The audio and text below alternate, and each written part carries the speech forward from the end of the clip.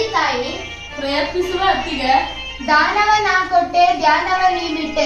ಅನ್ನ ಹೊನ್ನು ಹೆಣ್ಣು ಮಣ್ಣು ಇವುಗಳಿಗಿಂತ ಮಿಗಿಲು ಸಂವಿಧಾನ ಯಾವುದೇಳೋ ಮಾನವ. ಅನ್ನ ಒಂದಿಗಿಂತ ಮಿಗಿಲು ಯಾವುದು? ಹೆಣ್ಣು ಮಣ್ಣಿನಿಂದ ಶ್ರೇಷ್ಠವಾದುದು ಯಾವುದು?